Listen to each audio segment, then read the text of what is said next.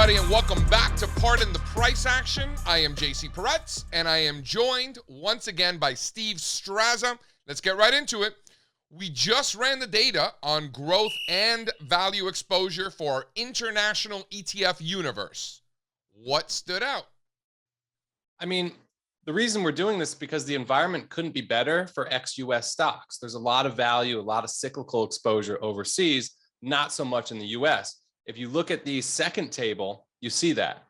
The S&P is second to last, right? It's got, 25% value and 51% growth.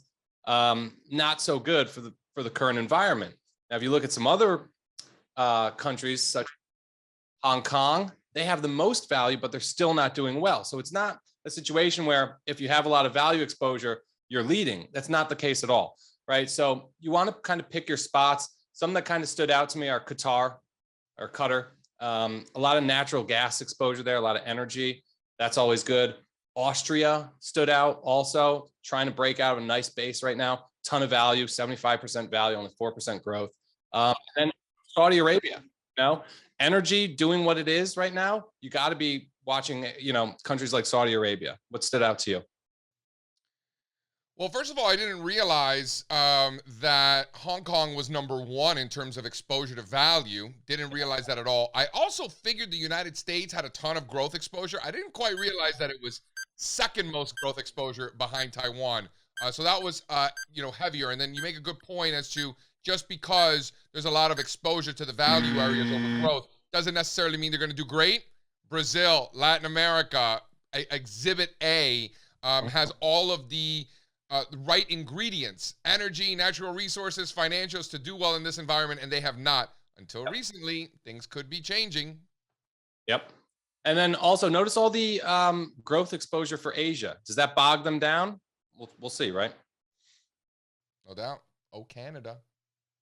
So when we think of value in cyclical stocks around the globe, Canada comes to mind. What's going on with Canadian equities these days?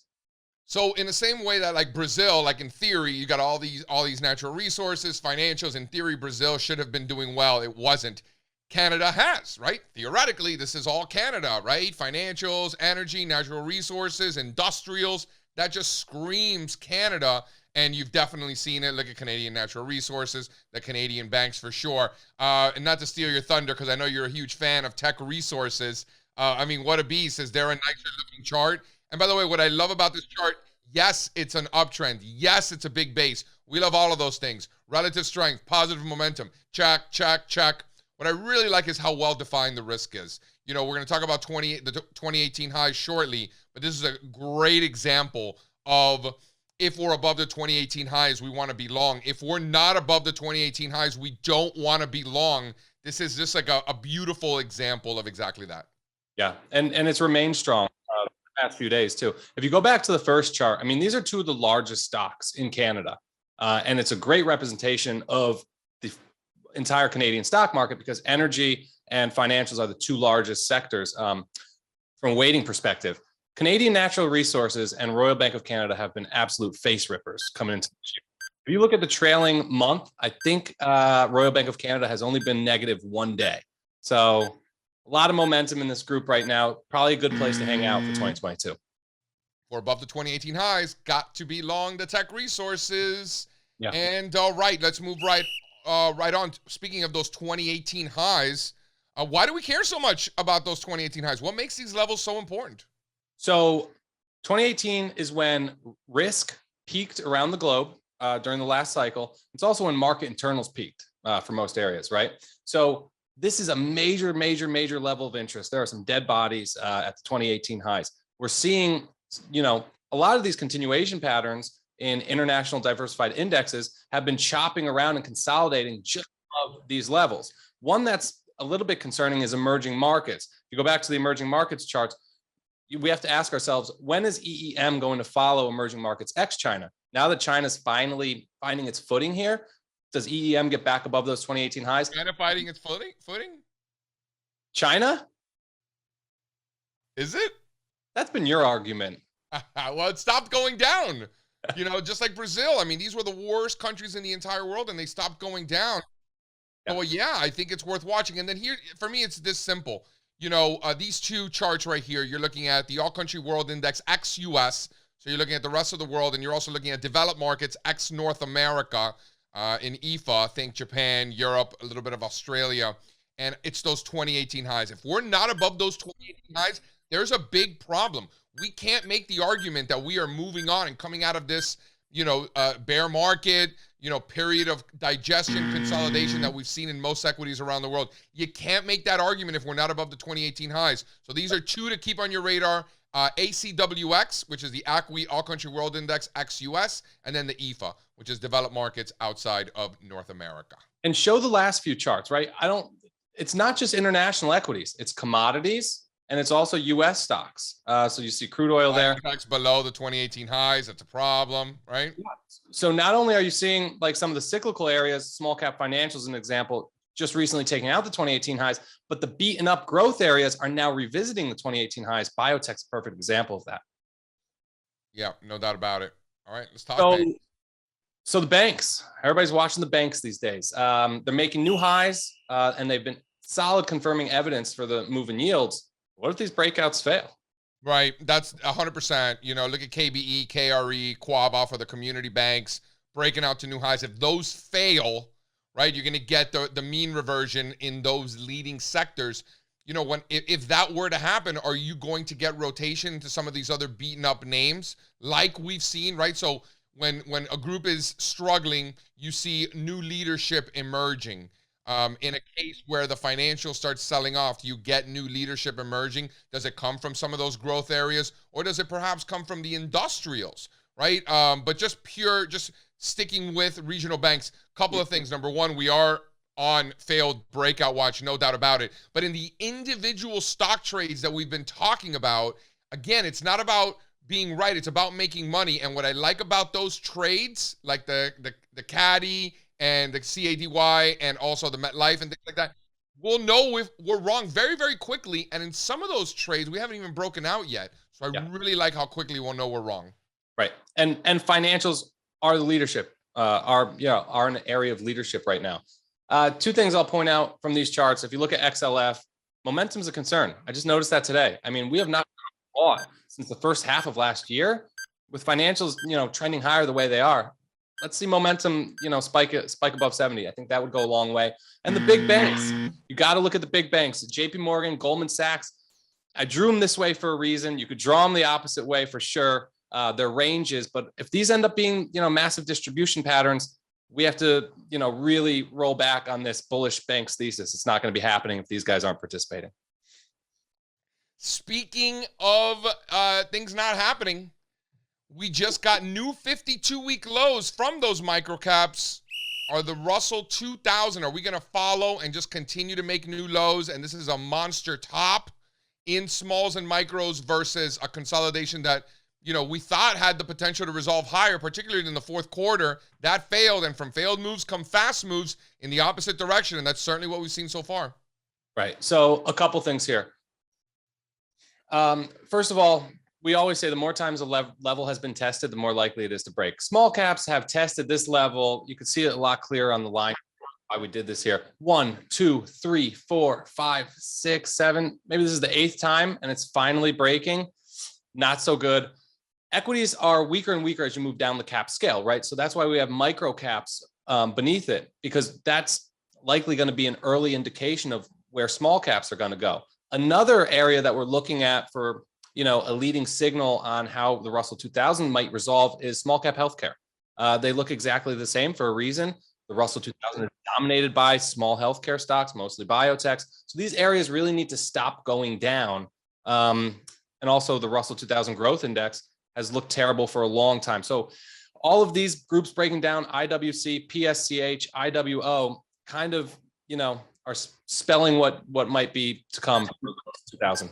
No doubt about it. And you said, it gets worse as you go down the cap scale. Mid caps put in, a failed breakout. Small caps put in a failed breakout. Micro caps never even broke out at all, right? So the relative weakness has certainly come from those micros. That is clearly the leadership group that we want to be listening to out of those SMIDs, if you will, those non-large cap stocks. What do you say we play a little game there, Mr. Strazza? I know you're going to like today's word. So this is a game we like to play where we say the first word that comes to mind. Gold. I love gold. I love gold. I love gold when it's going up, and that's something that it hasn't been doing for quite some time, since peaking in August. And just so you know, the academics, the random walk people will tell you that the fact that gold stopped going up at the exact same place it stopped going up in 2011, they would tell you that that's just a coincidence. I look at thousands of charts every week. I tend to see this quite often. I would say that this is not a coincidence. I would say this is actually perfectly normal. I remember when we got up to these levels, I remember saying, hey, how long do you think it's going to take gold to consolidate these gains and then eventually break out? You think it might take weeks or months? And I remember thinking it could take weeks or months, could take quarters, maybe even years, right? And when I said that last part, I was kind of like not really thinking it was going to take that long. I was thinking maybe a couple of quarters, but I remember saying maybe even years. And so far, it's been about a year and a half, and we still haven't budged. So what's the first word that comes to mind when I think gold? I think finally. Yeah, mine would be along the same lines. It's do or die time, right? Gold broke out and probably kicked off the commodities rally back in 2019, summer of 2019, but then it peaked in the summer of 2020. Gold and silver have been going down for almost 18 months now. If this is really a new commodity super cycle, gold and silver got to get together. It's time to pick it up and start trending higher.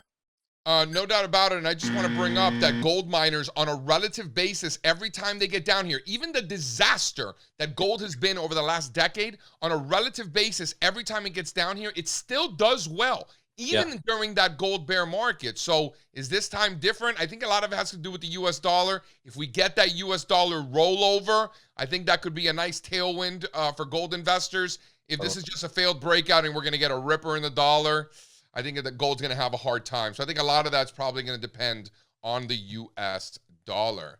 All right, 2-minute drill. We keep a list of stocks that corporate insiders and politicians are buying. What stands out to you when you look at our latest Inside Scoop report? So first, real quick, let's just talk about what this list is, right?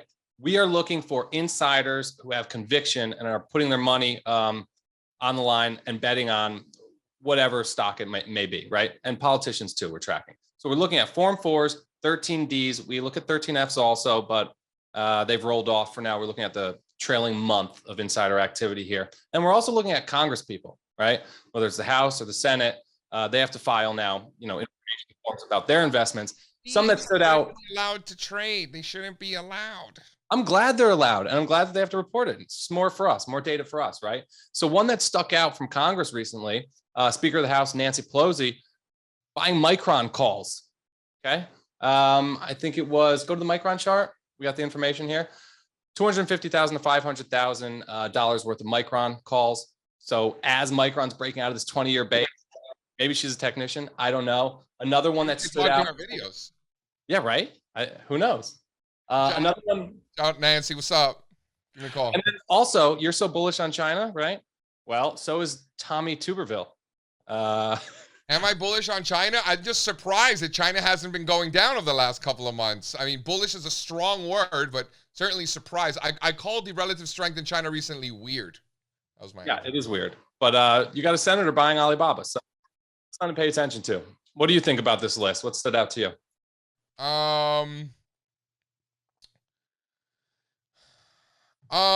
For me, I think it's the consistency of idea flow is really, more so. I mean, we've already talked about this list, so it's not like anything stood out when I first looked at it. I think it's the consistency of idea flow. 13Ds from hedge funds that have nice track records. The congressional YOLOs that are Nancy and her husband and other participants as well. The insiders. What was the stock HUN? Where the CEO is just, he's bought $500 million worth of stock. What's the software stock? It's an activist, Jeff Smith. Oh, you're talking about Asana. That one's really interesting. The founder of Asana, the software stock, he's a co-founder of Facebook. Some people probably know who he is, Dustin Moskowitz. Bought over $500 million worth of stock since late November. Got it. So the Huntsman Corporation, the HUN, that was the hedge fund. That's got a nice little track record too. Jeff Smith, board value. Yeah. Yep. And honestly, the best part about this is that I really don't care whether it's a senator buying it or a CEO. Like, Right. we just want the idea flow. This CEO's buying a ton of the stock. I want it on the list. Senators buying the stock. I want it on the list. They're filing 13Ds, the hedge funds. I want it on the list. Like, we just get a list of stocks. You know, it's not like, oh, we're going to buy more because it's a senator versus a 13D or a Form 4. Like, we just want the list. I think that's really one of the more interesting parts is as interesting as it is to like laugh about it and joke about it, it really doesn't make an impact whether we're going to buy this one or that one because it's a Form 4 versus a congressional YOLO, right? There's two things that are important. You make a good point. We don't really care who it is. We care that these people have more information than we do, right? They're privy to non-public material information. That's a big deal. And then B, we want to see that they're actually putting some conviction behind it and buying a good amount. So something like, you know, Dustin Moskowitz buying $500 million worth of Asana, that's really going to stand out. I think Ford's CEO or chairman was buying like $8 million worth of stock a few weeks back. Saw Ford breakout, drop a nice press release with good news. So we're going to see more of that. It's been a good list so far. All right, Mr. Strazza, final word. Leave the people with something good. You know, it's earnings season. The banks typically kick off earnings, used to audit broker dealers and, you know, financial services industry. So I'm always kind of interested in what's going on with these bank earnings. What I will say is that it's been probably, you know, I've never seen banks report such good earnings in my career. I mean, these are really solid reports and the market's not really reacting too positively to them. So that's something that has my, you know, eye right now. Let's see what happens when the rest of the banks come out and report in the coming weeks. You know, for me, I just want to reiterate that I don't know what's going to happen next. I don't know what the market's going to do. But the best part is that nobody else does either, right? So it's a level playing field, contrary to popular belief. So I just want to reiterate that it's not about being right. It's about making money. So we want to know where we're wrong before we even get in, right? Was that Bruce Kovner who said that? One of the Market Wizards guys. And it's just always stuck with me. Before you enter a trade, we need to know what the market would have to do to invalidate that thesis. In the case of those congressional YOLOs with Micron, you know, Nancy Pelosi could be putting her whole life savings in this stock. But if we're not above those 2000 highs, you can't own it, right? It's very simple. So we know where we're wrong before we even get in. And I think that's so important. I can't reiterate that enough. I have a funny feeling you agree. Yeah, especially right now with how volatile markets are coming under pressure. Have a plan before you get into a trade, right? Like you're talking about the financials, really well-defined risk right now. Charts like that. Yeah, right or wrong. Nice binary outcome using those 2018 highs in a lot of those stocks and sectors and indexes. Also, you know, just basically just exactly what I'm saying. So everybody, thank you for watching part in the price action. Make sure to give us a like and hit the subscribe button so you never miss an update. And make sure to follow me at All-Star Charts and follow Steve at S Strazza, 2 Z's. Leave a comment below. Let us know what you think. See you next week. Peace. Adios.